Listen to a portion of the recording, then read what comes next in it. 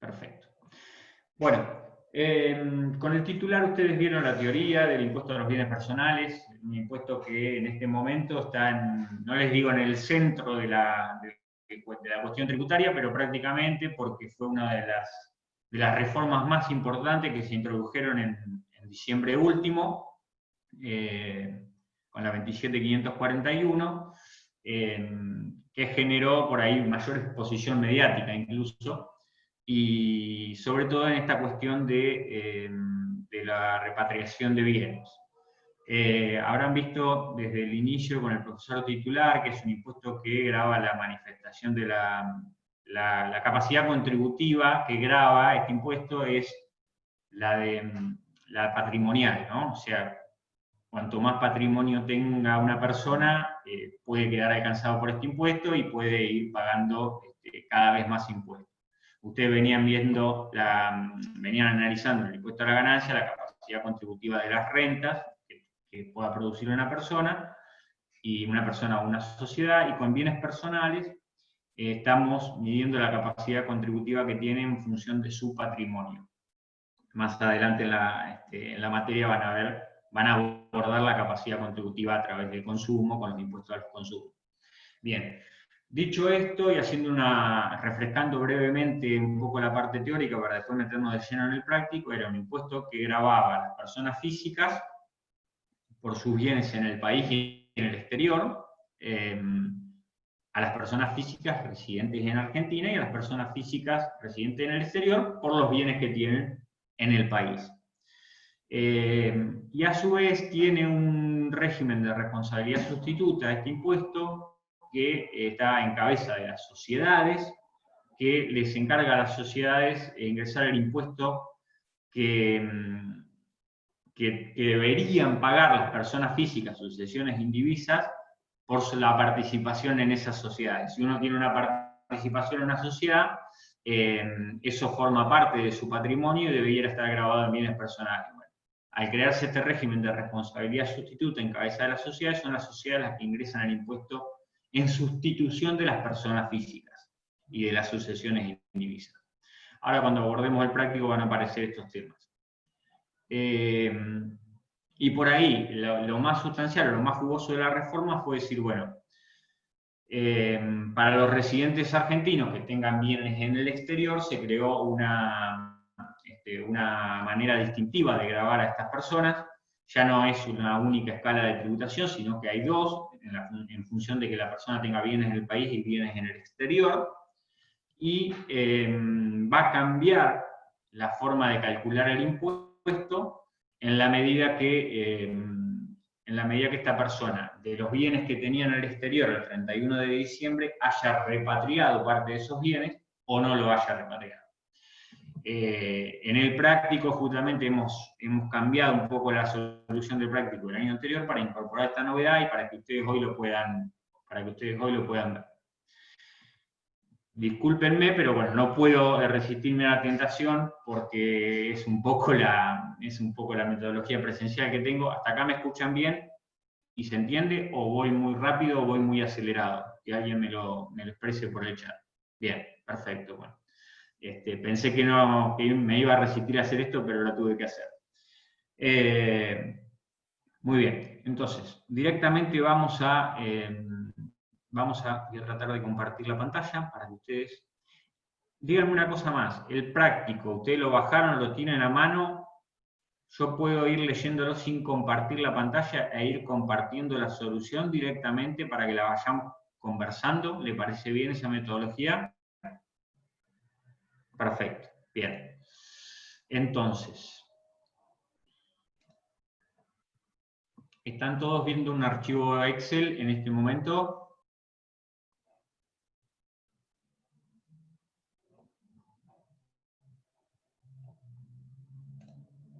Sí, perfecto. Bueno, buenísimo. Ok, vamos a empezar con la lectura del práctico. Lo que plantea el práctico es determinar el impuesto sobre los bienes personales que le corresponde a Gustavo Fini, correspondiente al periodo fiscal 2019, en su carácter de persona humana residente del país, y como así también como responsable de los bienes que administra, responsable de sustituto. También existe, omití comentárselo, un régimen de responsabilidad sustituta que no está en cabeza de las sociedades, sino que está en cabeza de las personas físicas. Hay dos regímenes de responsabilidad sustituta. Las personas físicas van a ser responsables sustitutas en la medida que administren o tengan la guarda o la tenencia de bienes que estén situados en el país cuyos titulares sean personas físicas o sucesiones indivisas radicadas en el exterior. Bien, por los bienes que los sujetos del exterior tienen en el país, tal como lo establece el artículo 17, inciso B de la ley, deben tributar. Ahora, ¿cómo operativamente esos sujetos del exterior tributan por los bienes que tienen en el país? A través de este régimen de responsabilidad sustituta, que le encarga a quien tenga alguna vinculación con esos bienes que ejerza este régimen de responsabilidad sustituta y pague el impuesto que debió pagar el sujeto del exterior. ¿Bien? Entonces, vamos a ver que en este práctico aparece esa situación también, y la vamos a tener que contemplar. Bien, comenzamos con el punto del práctico. El punto A dice detalle de bienes propios, o sea que acá vamos a estar haciendo la declaración jurada propia del señor Gustavo Fini y no como sujeto responsable sustituto. Bien. En el punto 1 dice casa habitación adquirida en agosto de 2015 en la suma de 300.000, correspondiendo al edificio el 80% cuya evaluación fiscal ajustada al 31 de diciembre de 2019 fue de 347.000. Bien, acá es donde más se me complica, en el sentido de que cuando en la clase presencial nosotros íbamos leyendo el práctico, pedía la intervención de ustedes con los conocimientos previos de la teoría, y la clase era un poco más dinámica. ¿Sí? Pero bueno, vamos a tratar de llevarla adelante igual. En función de lo que ustedes ya conocen de la teoría, saben que hay consagrada para la casa habitación una exención para aquellas casas habitación que estén valuadas por debajo de 18 millones de pesos. ¿Bien? Ahora bien, para poder determinar si la casa habitación queda incluida en esta exención o no, tenemos que primero recurrir a las normas de evaluación del impuesto y ver cómo se evalúan los inmuebles. ¿Bien? La norma de evaluación de los inmuebles, tal como lo vieron en la clase teórica, toma como parámetro el valor histórico de adquisición de ese inmueble y permite una amortización anual del 2% en la medida que tomemos el periodo de amortización completo, ¿bien? Que no sea justamente el año de alta. Si fuera el año de alta del inmueble, tendríamos que proporcionar esa amortización por trimestre. Entonces, dicho esto, lo que tenemos que revisar es los números del práctico. Pero perdón, me anticipé. En la evaluación de los inmuebles quedamos que es el valor de adquisición menos los importes que me permite la ley deducir por amortizaciones, y ese valor lo tengo que comparar al 31 de diciembre de cada año, que es la fecha en la que me tengo que parar para evaluar todos mis bienes y ver si tengo que pagar el impuesto o no, con la evaluación fiscal que para los impuestos inmobiliarios provinciales tenga ese inmueble. O, agregó la ley, en alguna de las últimas reformas, la evaluación fiscal que tenga para los impuestos provinciales, o la evaluación fiscal que determine un comité federal que se va a crear a ese efecto, que va a emitir la evaluación de todos los inmuebles del país. El problema que tenemos en este momento, que ese comité federal que mandó a constituir la ley todavía no está constituido y por lo tanto no tenemos ese valor de referencia. Tenemos que tomar la evaluación fiscal para los impuestos provinciales, ¿bien? Aclaró el legislador igual que en la medida que este comité no estuviera conformado, se debería tomar como referencia la evaluación fiscal del año 2017 al 31 de diciembre de 2017 y ser ajustada hasta los periodos en los que se esté liquidando y hasta tanto se conforme este comité por el índice de precio al consumidor, por el IPC. ¿Bien? Entonces nosotros tenemos que entender que tenemos al 31 de diciembre de 2019 que ajustar ya 2 periodos. O sea, tendríamos que ir a buscar la evaluación fiscal que teníamos a diciembre de 2017 y ajustar por el IPC hasta 2019, 2 años.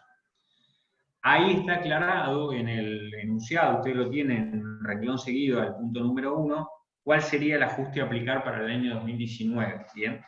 Sería 2,2701 sobre la evaluación fiscal del año 2017, ¿bien?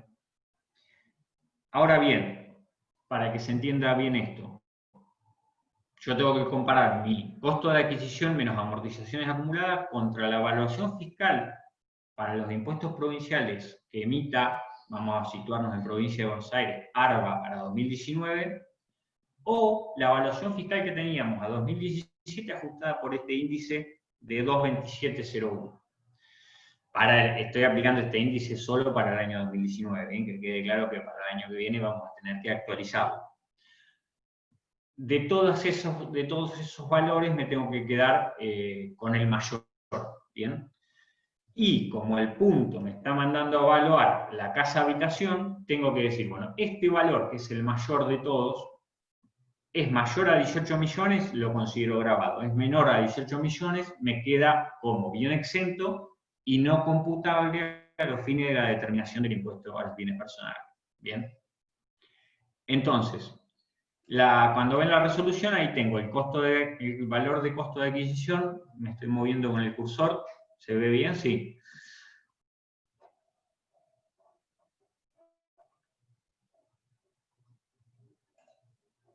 Bien, perfecto, buenísimo. Tengo el valor de costo de adquisición 300.000, la amortización acumulada la calculo solamente sobre el valor correspondiente a la edificación, ¿bien? Ahí en el mismo punto me aclara que corresponde al edificio el 80% y cuya evaluación fiscal ajustada el 31/12/2019 fue de 347.000. Para la amortización, ahí lo ven en el cálculo, en la columna A, tomo los 300.000, lo multiplico por 0,8, que es la parte correspondiente al edificio. Después tomo el índice de amortización anual, es del 0,02, porque contemplamos que los inmuebles pueden ser amortizados hasta en 50 años, ¿bien? O sea que a un 2% anual. Lo divido por 4 trimestres y lo multiplico por la cantidad de trimestres que tengo derecho a amortizar hasta el momento en que estoy liquidando, que es el 31 de diciembre de 2019. ¿Cómo calculo esos 18 trimestres? Desde la fecha de adquisición, que fue agosto de 2015. Tomo el trimestre de alta de 2015, que es el tercer trimestre, y por el 2015 considero 2 trimestres, ¿bien? Y después por 2016, 2017, 2018 y 2019, 4 años, considero todos los trimestres, son 16 trimestres, más los 2 del 2015, son 18 trimestres. Y el valor de la amortización me da este valor de 21.600. Llego al valor residual, que es el primer valor que la ley me indica como tengo que evaluar mis inmuebles, que es de 278.000. Ese es el valor que yo debiera declarar si no tuviera la limitación legal de que tengo que compararlo con la evaluación fiscal. ¿Bien? La evaluación fiscal que me da el práctico es de 347.000. Estoy considerando en esta evaluación fiscal que es la que corresponde computar. ¿Bien? Tendría yo que verificar para saber si esto es real, que o sea la publicada en 2019, o sea la publicada en 2017, por el ajuste, me dé menos que este valor, ¿bien? O sea, esta es la evaluación fiscal, la mayor evaluación fiscal que corresponde computar. Debiera quedarme con este valor, porque es mayor que el valor residual, pero como es menor a 18 millones, tratándose de una casa habitación, lo considero como exento. Fíjense que en la columna, esto en realidad es del país, permítanme que lo corrija, estaba puesto por una cuestión de comodidad, pero en la columna, quiero que no... Yo acá no estoy indicando un valor, me va a quedar un valor en cero, quiere decir que cuando yo haga la sumatoria de los bienes computables para determinar mi base imponible, este valor no va a sumar, ¿bien? Ok. Vamos a avanzar con el punto número 2. Departamento adquirido en enero de 2014 en la suma de 200.000, correspondiendo al edificio el 80%, cuya evaluación fiscal el 31/12/2017 es de 280.000. Se dio a sus hijos la nueva propiedad por contrato gratuito con reserva de usufructo. ¿Bien? Bien, en este punto estamos hablando de un inmueble, nuevamente ya tenemos clara la manera en la que tenemos que realizar la evaluación, ¿bien? Ya lo vimos en el punto anterior. Ahora no se trata claramente de la casa habitación del contribuyente, porque la casa habitación es la que anunciamos en el punto 1, o sea que este es un inmueble que no tiene ese destino, por lo tanto no tenemos consagrada la exención del artículo 24 que acabamos de ver, y el valor de costo nos lo brinda el punto número 2, de 200.000 pesos, tal como figura acá. Hacemos el cálculo de la amortización, nuevamente considerando solamente la parte atribuible al edificio y los trimestres que pasaron desde la fecha de adquisición. En este caso, el año 2014 lo computamos completo, porque la adquisición se produce en el primer trimestre del año 2014, por lo tanto tenemos que computar 24 trimestres, del 14 al 19, son 6 años completos, por 4, 24. Ese es el monto de la amortización y este es el valor residual. Tenemos el valor fiscal, que es mayor. En este caso, acá de nuevo, hago la aclaración, y perdón que sea repetitivo con estos chicos, tenemos que verificar, acá por una cuestión de simplicidad práctico, les expone el valor fiscal a computar ya, pero tenemos que verificar que este sea el mayor valor fiscal entre la evaluación que se haya publicado en el 19 y la evaluación del 17 ajustada por el IPC. Esto hasta tanto el Comité Federal de Evaluación de Inmuebles publique las evaluaciones para cada uno de los inmuebles y las zonas geográficas del país. Y nos vamos a quedar con la evaluación fiscal porque es mayor al valor residual. La situación que enuncia el práctico ahí, que se dio a sus hijos la nueva propiedad, o sea que él no es el titular registral en este momento de ese bien, por contrato gratuito con reserva de usufructo. Esto está previsto en la ley, esta situación, y en la medida que el contrato no sea oneroso y que se reserve el usufructo, el que sigue obligado a la declaración a incluir ese bien en la declaración jurada de bienes personales es el usufructuario, ¿bien? O sea que a pesar que esta persona ya no es la titular registral de este inmueble, si conserva el usufructo y lo cedió a título gratuito, sigue siendo la obligada a incluir ese bien en su declaración jurada, ¿bien? Creo que esto lo repasó el profesor Humberto Díez, lo repasó en su clase teórica y lo vi en el material que les dejó sobre el impuesto y que está colgado en la página en la U24. Así que lo pueden repasar de ahí tranquilamente. Vamos a avanzar con el punto tercero. El punto tercero.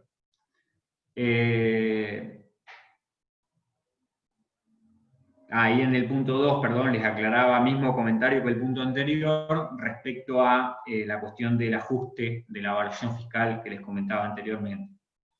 El punto 3 habla de casa quinta adquirida en febrero de 2016 en la suma de 2 millones, correspondiendo el 40% al edificio.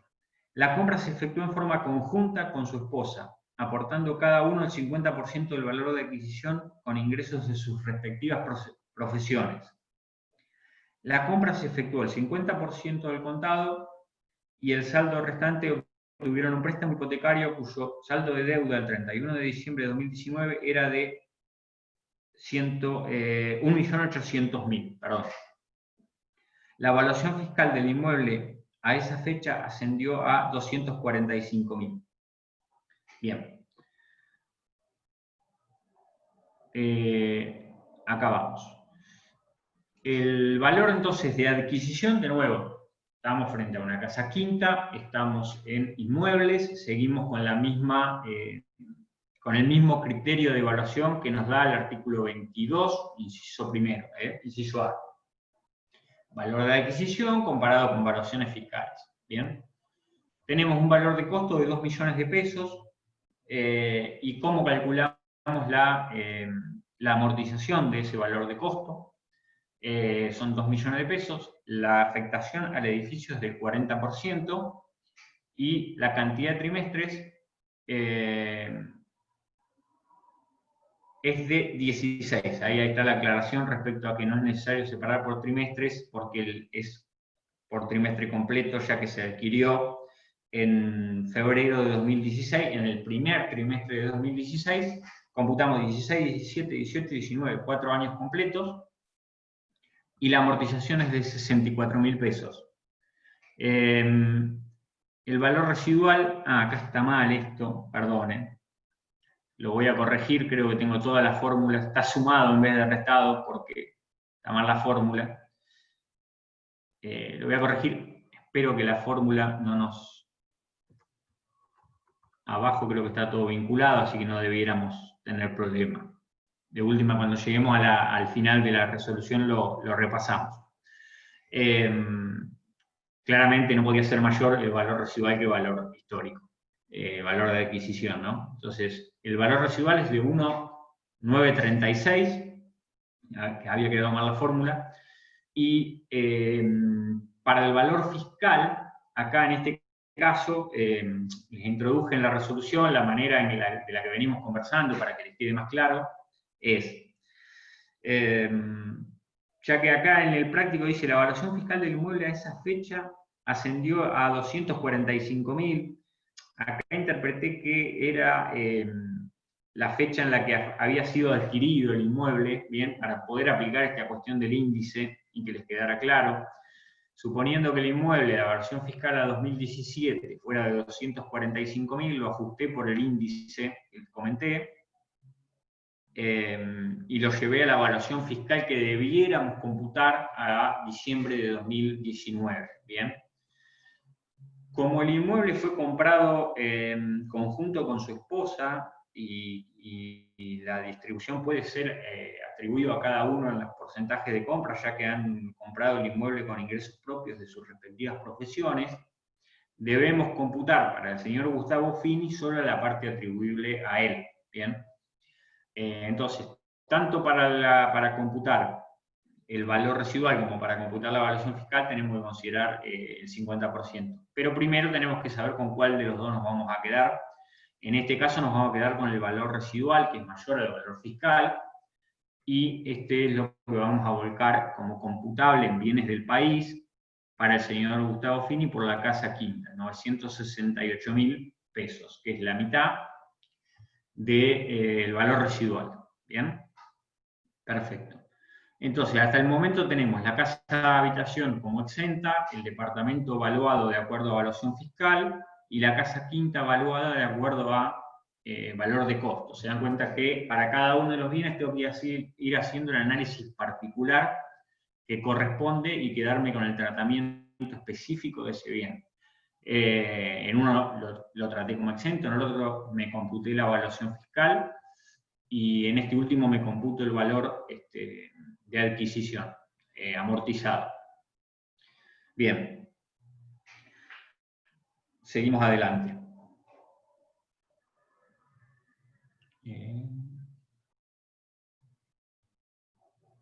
Bien.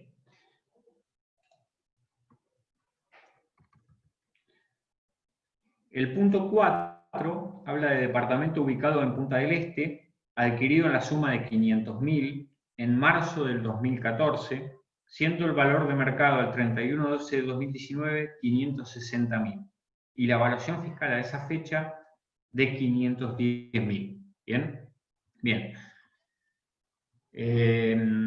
Creo que estoy casi seguro que el titular contempló la situación y en el material está de cómo deben ser evaluados los bienes que la persona tiene en el exterior. Claramente, primer punto, me adelanté, este inmueble corresponde grabarlo o no corresponde grabarlo, por lo que establece el artículo 17, inciso A, los residentes en el país tributan por los bienes que tengan el 31 de diciembre en el país y en el exterior. Por lo tanto, este bien lo tengo que incluir en la declaración jurada. No es menor la clasificación de los bienes, si es del país o es del exterior. ¿Por qué no es menor? Me detengo un segundo en este tema, porque por esta cuestión de la reforma de repatriación de bienes, y no solo por eso, los bienes del país tienen contempladas exenciones o tratamientos de no computabilidad, los bienes del exterior no. Bien, entonces es importante que yo, cuando esté analizando un bien que voy a incluir en la declaración jurada, sepa muy bien si el bien lo tengo que tratar como bien radicado en el país o bien radicado en el exterior. Para distinguir si un bien está radicado en el país o en el exterior no es algo antojadizo, sino que también está en la ley. Ustedes eso lo pueden repasar a partir del artículo 18 y siguientes. Y en el caso de los inmuebles, bueno, la regla es bastante obvia, si el inmueble está radicado en el país o en el exterior, ahí sí que no hay mayor duda en cuanto a que no tienen movilidad, ¿no? Las reglas de evaluación no se respetan las mismas, si bien hay algunas similitudes en ciertos bienes, pero en algunos no. Y para los bienes del exterior, para los inmuebles puntualmente del exterior, se toma el valor en plazo, o sea que nos corremos del criterio que teníamos para los bienes del país. No tenemos que considerar ni el valor histórico, ni el valor de la evaluación fiscal a cada año, sino que tenemos que considerar el valor en plaza. Este valor en plaza, si repasan la ley, van a tener que ver que el contribuyente obtenga certificaciones por profesionales autorizados a emitir evaluaciones, porque no puede, que se entienda bien, no puede declarar lo que a él le parezca. Y lo que nos da el práctico acá, el valor, es de 560.000. Así que lo mandamos a la columna D porque es del exterior, ¿bien? Ya vamos a ver que esto, además de lo que ya les adelanté, tiene otras implicancias más respecto a la determinación del impuesto al final del práctico. Bien, entonces, fíjense que en los primeros 4 puntos que correspondían a inmuebles, hemos dado un barrido un poco completo, no sé si del todo completo, pero casi, de todas las situaciones que se nos pueden presentar con respecto a los inmuebles. Sé que algunos de ustedes, aunque no se ven, deben estar tomando mate, así que me creo con el derecho de tomarme un mate también. Me sepan disculpar. Bien. Vamos a continuar con el punto número 5. El punto número 5 dice que es titular de un inmueble rural que lo tiene arrendado desde el año 2012 en el valor de 50 kilogramos de carne por año por hectárea, pagaderos anualmente. El campo fue adquirido en el 2011 en 175.000. La compra se efectuó con el producido de su profesión. La evaluación fiscal el 31/12/2019 ascendió a 157.200. Estamos llegando al 5.º punto y estamos todavía en inmuebles. Fíjense lo controvertido que puede ser este tema y todas las aristas que tiene en este impuesto. Y obviamente también que es uno de los rubros más importantes que pueden aparecer en el patrimonio de una persona. Y por eso el práctico hace tanto hincapié quizá en este punto. Este fue uno de los temas más controvertidos que tuvo la ley en los últimos años. Y si se quiere, ustedes llegan con el beneficio de que la cuestión está a esta altura de la vida zanjada, pero durante mucho tiempo hubo mucha discusión, idas y venidas, hasta mucho dispendio judicial, o sea, primero en el Tribunal Fiscal y judicial también respecto al tratamiento que tenían que darle los contribuyentes a estos bienes en el impuesto, ya que convivía con el impuesto a la ganancia mínima presunta también. Y bueno, hoy en día y a partir justamente del periodo fiscal 2019, los inmuebles rurales quedan exentos por el artículo 21, inciso F, tal como está ahí. Estaba repasando que la cita estuviera bien. Y tengan presente que esto es así en la medida que el contribuyente no lo esté usando como una explotación al inmueble, ya que si fuera una explotación unipersonal, tiene otro tratamiento. Ya no queda grabado por carácter transitivo, digamos, pero lo que queda grabado, en el caso de que el contribuyente lo usara como una explotación, es la explotación unipersonal que ese contribuyente tuviera sobre ese inmueble, y la ley nos da las reglas para evaluar esa explotación unipersonal, considerando que si el contribuyente no lleva libros es el activo menos el pasivo al 31 de diciembre de cada año. Y dentro de ese activo que el contribuyente tiene en esa explotación, obviamente vamos a encontrar el inmueble rural, ¿bien? Pero no es que queda grabado solo el inmueble rural. En este caso, como el contribuyente lo tiene en arrendamiento y no lo explota, con una actividad agropecuaria. Perdón, ¿hay alguien que haya habilitado el micrófono? ¿O soy yo que tengo...? Ahí estamos. Tenía una interferencia ahí. Aplica la exención del artículo 21, inciso F de la ley, ¿bien? Por lo que acá tampoco consideramos valor. Bien. Avanzamos al punto número 6. Posee un automóvil adquirido el 13 de junio de 2018, cuyo valor de adquisición fue de 319.000 pesos, que lo utiliza en un 60% para su profesión. La evaluación, según tabla publicada por la FIP el 31 de diciembre, asciende a 217.000. Este es un dato supuesto, claramente, ¿no? Es al fines prácticos para que ustedes puedan resolverlo. A ver, de los automóviles también repasemos un poco lo que establece la ley y lo que vieron en la clase teórica. Este es un automóvil que tenemos que tener claro. La primera cuestión que tenemos que analizar es si está radicado en el país o está radicado en el exterior. Punto importante, siempre tenganlo en mente. En este caso habla de un contribuyente argentino que posee un automóvil, entendemos que está radicado en el país, bien. Lo que define si está radicado en el país o no es la matrícula del bien. Vamos a suponer que está patentado acá en Argentina. Y la evaluación que tenemos que considerar, la técnica de evaluación es similar a la de los inmuebles. ¿En qué sentido? En que tenemos que hacer la comparación de dos valores y tenemos que partir del costo de adquisición original, amortizándolo por 5 años, ¿bien? O sea, a un índice de amortización de 20% anual, y ese valor compararlo con un valor que se publica anualmente. Acá quedó la redacción del práctico con lo del año pasado. Acá hubo una reforma, si lo revisan en la ley, que establece que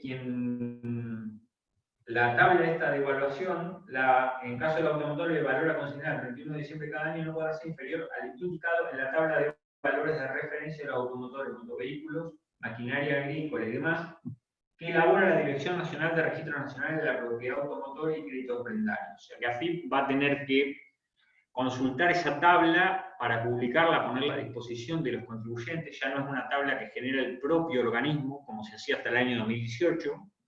Va a tener que ir a esta tabla que les mencioné, que está en la ley. Esta es una de las últimas reformas. Y los contribuyentes tendrán que verificar ese valor que está publicado en su vehículo, por la marca, el modelo y demás. Es bastante detallada la tabla. Y verificar que el valor amortizado de su vehículo es mayor o menor a esa tabla. Para este caso tenemos que el vehículo está amortizado por 2 años, porque consideramos el año de alta completo, 2018 y 2019. Acá lo ven, que tiene aplicado el 20% por 2 años. Tenemos el valor residual y el valor que publica en tabla, 217.000. Es mayor, por lo que nos quedamos con ese valor.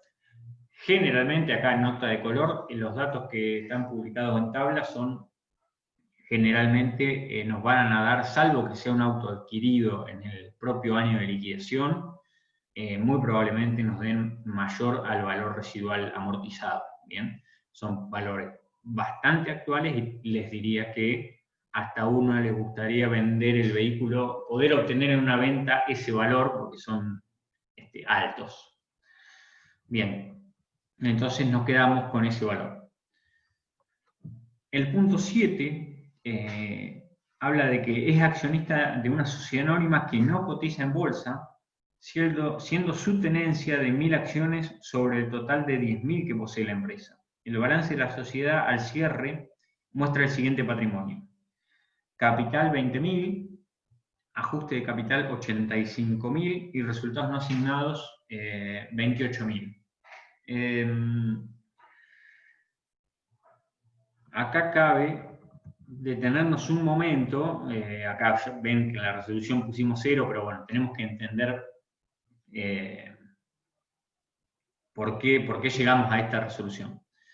Algo les adelanté al inicio de la clase, pero desde el año 2002 tenemos un artículo incorporado al artículo 25, el 25 incorporado a continuación del 25, el 25.1, que nos creó un régimen de responsabilidad sustituta en el que las sociedades que están en la ley de sociedades comerciales, hoy es la ley general de sociedades comerciales, van a actuar como responsables sustitutas de la participación que en su patrimonio tengan ciertos sujetos. Tenemos que entender bien esto para ver cómo opera ese régimen y para ver que ese régimen reemplaza la obligación de que el propio contribuyente incluya sus tenencias en dichas sociedades en sus declaraciones juradas particulares, ya que son estos responsables sustitutos los que van a tener que pagar el impuesto. El régimen manda a que las sociedades de la Ley de Sociedades Comerciales apliquen este régimen sobre sus patrimonios totales, no. Sobre la participación que tengan en sus patrimonios, ¿qué sujetos? Las personas físicas y sucesiones indivisas radicadas en el país. Hasta acá no tendríamos que tener ningún problema en el sentido de que el artículo 17, inciso A, dice que las personas físicas van a tener que pagar por su patrimonio en el país o en el exterior, y parte de su patrimonio es la participación que tenga en una sociedad, ¿bien? Ahora, la va a tener que considerar no computable ya que lo va a declarar la propia sociedad. Y yendo al patrimonio de esta sociedad, ¿qué patrimonio va a tener que considerar? El patrimonio cuyo titular sea una persona física o sucesión indivisa radicada en el país, una persona física o sucesión indivisa radicada en el exterior. ¿Por qué? Porque los sujetos del exterior pagan sobre los bienes que tienen en el país. Y si estamos hablando de una sociedad de la Ley de Sociedades Comerciales Argentina, es una participación que ese sujeto del exterior tiene en el país. ¿Bien? ¿Y sobre qué otros sujetos le manda a la sociedad gravar su patrimonio? Sobre las empresas, o sea, las sociedades radicadas en el exterior. Y acá es donde puede llevarnos a cierta confusión la cuestión. ¿Por qué? Porque nosotros decimos que este es un impuesto que grava a las personas físicas o sucesiones indivisas de esas personas físicas. ¿Qué tienen que ver las sociedades del exterior? Bueno, la ley aplica una presunción acá que no admite prueba en contrario, que dice que todas las sociedades o patrimonios del exterior son consideradas que la tenencia de esas sociedades es de personas físicas y como tal las incluye en este régimen de responsabilidad sustituta. O sea, que una sociedad anónima argentina tiene que pararse y determinar su patrimonio al 31/12 del 2019 y lograr identificar quiénes son todos sus tenedores de acciones. En definitiva y por descarte, la sociedad va a decir que todos sus tenedores van a estar grabados, salvo cuáles. Las propias sociedades argentinas radicadas en Argentina, ¿bien? Si esa sociedad anónima tiene 4 socios, una persona física argentina, una persona física estadounidense, una sociedad estadounidense y una sociedad argentina, La única que no va a quedar grabada en la determinación de ese patrimonio es la Sociedad Anónima Argentina, que tiene participación en esa sociedad. Todos los demás, sobre todo las demás participaciones, la SA Argentina va a tener que determinar el impuesto como responsable sustituto. Y tiene derecho al reintegro por parte de sus tenedores. ¿Bien? Dicho todo esto, que me parece que lo dije muy rápido, y quizás sea materia de consulta para el intervalo, si no quedó algo claro, nosotros estamos parados en la declaración jurada de Gustavo Fini. Parados en la declaración jurada de Gustavo Fini, él tiene una tenencia accionaria de 1000 acciones de una sociedad anónima argentina. Esto aplica en el régimen de responsabilidad sustituta. Quien va a tener que ingresar ese impuesto va a ser la sociedad anónima. Por lo tanto, Gustavo Fini le va a dar el tratamiento de no computable para su declaración jurada. ¿Bien? Por eso es que acá aparece sin valor, ¿bien? Y es un impuesto, como lo dice acá, impuesto a liquidar por la sociedad, el artículo 25, artículo incorporado a continuación del 25 como 25.1 en la ley. ¿Bien?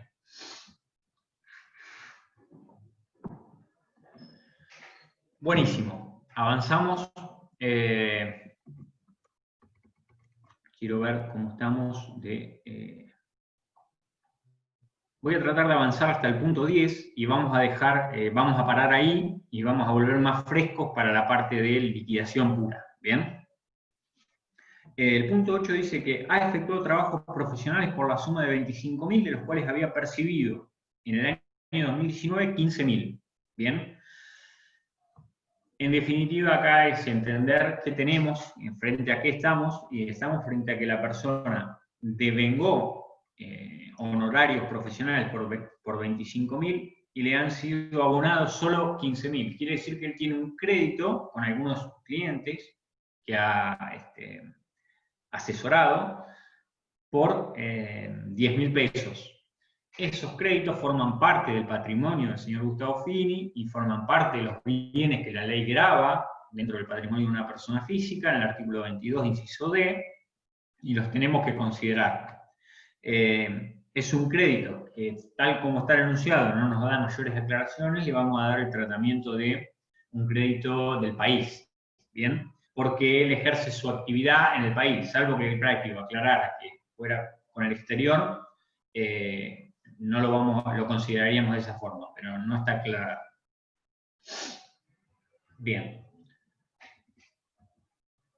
Ahora que veo crédito hipotecario, perdón, omití, cuando pasamos por el punto número 3 de la casa quinta, hacer mención a que el crédito que ellos habían obtenido para comprar la casa quinta y que al cierre de este periodo, a diciembre, todavía tenían un saldo de deuda, no es computable como deducción en el impuesto, ya que solo la ley admite ese tipo de deducción en el caso de que el crédito sea para la compra, construcción o refacción de casa-habitación. Bien, eso lo pasé de largo cuando vimos el caso de la casa quinta, pero ahora la palabra crédito hipotecario me hizo recordar y quería aclarárselos. Bien. En bienes personales, que es un impuesto que nosotros decimos grava la capacidad contributiva patrimonial, cuando empecé la clase les aclaré eso, en realidad es un poco polémico, por lo menos esa frase, porque lo que grava es un conjunto de bienes de la persona, y ustedes saben muy bien, ya están en quinto año de la carrera, que el patrimonio es el conjunto de bienes de una persona menos las obligaciones que esa persona tiene, sea activo menos pasivo en términos contables. Y la verdad que la ley mayormente no admite deducción de pasivos, y digo mayormente porque la única deducción de pasivos que admite es esta que les acabo de mencionar, pero solo puntualmente para un tipo de bien, no para el universo del patrimonio, y admite también la deuda de algo que les comenté cuando pasamos por el inmueble rural, que es, si yo tengo una explotación unipersonal, voy a la declaración jurada de bienes personales con el patrimonio de esa explotación unipersonal. Ir con el patrimonio significa ir con todos los activos menos todos los pasivos que esa explotación unipersonal tiene. ¿Bien? O sea que esos son los dos pasivos que en principio la ley solamente admite. Para todo lo demás es gravar un conjunto de bienes. Bien. Recapitulo y vuelvo al punto en el que estábamos. Quizá esto me ahorre alguna consulta en el intervalo. El punto 8 lo habíamos visto de créditos. El punto 9 dice que en noviembre de 2019 efectuó un préstamo de 200.000. Se pactó la devolución de dicho importe en 2 cuotas iguales con vencimiento, el 34 del 20 y el 36 del 20. Junto con la cuota se percibirá un interés del 1% del valor de la misma. Dicho préstamo fue garantizado con un derecho real de hipoteca sobre un inmueble ubicado en Uruguay. Bien. Acá la persona efectúa él un préstamo, quiere decir que lo que tiene es un crédito y como tal lo que tiene es un bien que está grabado en la Ley de Bienes Personales. Acá sí es mucho más precisa el enunciado en cuanto a los detalles del préstamo que otorga o del crédito que tiene y nos indica que, bueno, al 31 de diciembre claramente el préstamo está vigente, no ha sido cancelado por las fechas de cancelación que tiene, lo debemos considerar y la duda es considerarlo como del país o como del exterior, y acá sí nos tenemos que ir a las normas que establecen qué bienes son del país, el artículo 19, qué bienes son del exterior, el 20, y en el 20 precisamente dice que los créditos que estén garantizados con bienes en el exterior deberán ser considerados como bienes del exterior. Por eso los consideramos acá en columna D. ¿Bien? Adelante. El punto 10 habla de los bancos. Saldos al 31/12 del 2019. El punto A dice, Banco de la Provincia de Buenos Aires tiene un plazo fijo de 30.000, intereses devengados al 31 de diciembre de 2019, 2.500. La cuenta tiene una cuenta corriente de 15.000. Bien, avanzamos sobre el punto A y después vemos el punto B. Las tenencias bancarias son considerados bienes que el contribuyente tiene que considerar a efectos de la declaración jurada al 31 de diciembre de cada año, pero hay ciertas tenencias bancarias que el legislador decidió liberar a través de la enunciación de exenciones. ¿Bien? Esto tiene su raíz histórica en el famoso, bueno, muchos de ustedes son demasiado jóvenes para recordarlo, pero en el famoso corralito del año 2001, en donde muchos de los ahorros de las personas físicas argentinas habían quedado retenidos en las entidades bancarias sin posibilidad de utilización o con una posibilidad muy limitada de su utilización. Entonces, en ese momento, esas tenencias se decidieron eximir, ¿bien? Esto está en el artículo 21, inciso H. ¿Cuáles son las tenencias que se decidieron eximir? Son los plazos fijos, obviamente radicados en instituciones financieras argentinas, y las cajas de ahorro, ¿bien? Que eran en ese momento las dos, mayormente, las dos formas en las que los argentinos canalizaban el ahorro y que habían quedado con disponibilidad reducida, ¿bien? No así las cuentas corrientes, ¿bien? Que tenían son para giro comercial, básicamente. Entonces, el plazo fijo lo tenemos que considerar como exento, ¿bien? Ahí hacemos una referencia al impuesto cedular, ustedes lo habrán visto en ganancias, el tratamiento que tiene esto, pero no viene al caso para bienes tenemos que considerar la tenencia como exenta, ¿bien? Y la cuenta corriente por 15.000 pesos la tenemos que considerar grabada, por lo mismo que les dije antes, que la exención se limita solo a caja de ahorro y plazos fijos en entidades financieras argentinas, ¿bien? Por lo tanto, la cuenta corriente la consideramos acá en columna C como grabada como bien del país porque está radicada en el país. El punto B, Banco en Uruguay, plazo fijo por $3.000, intereses devengados el 31/12 por 500, la cotización del dólar tipo comprador del Banco de la Nación Argentina el 31/12 de 2019 era de 63 pesos. Tenemos que considerar para la evaluación de este bien, acá primero, primer punto, no estamos hablando de una cuenta radicada en el país, una institución financiera argentina, por lo tanto la aplicación de exenciones no aplica en este caso, no la consideramos, tenemos que considerar el bien grabado, radicado en el exterior, porque estamos hablando de una cuenta del exterior, salvo alguna reglamentación que tiene el decreto en el artículo 9, cuando tenemos una cuenta en el exterior, puede que esos fondos que están en el exterior sean considerados del país en la medida que se cumplan ciertos requisitos, lo habrán visto con el profesor titular, en la medida que el depósito si se hizo en los últimos 30 días antes del cierre del periodo fiscal, o sea, del 1 de diciembre al 31 de diciembre, lo vamos a tener que considerar como del país, ¿bien? Pero en este punto no tenemos aclarada la cuestión, por lo tanto lo vamos a considerar como del exterior, y la evaluación tiene que considerar el monto del plazo fijo más los intereses devengados hasta esa fecha, hasta el 31 de diciembre, por la cotización tipo comprador del Banco de la Nación. Por lo tanto, lo mandamos a la columna de los bienes del exterior, haciendo la conversión de los $3.500, ¿no? La imposición original más los intereses devengados. Y llegamos a este valor de 220.500. ¿Bien? Bueno, si les parece, chicos, acá vamos a... dejo de compartir un segundo. Detengo la grabación.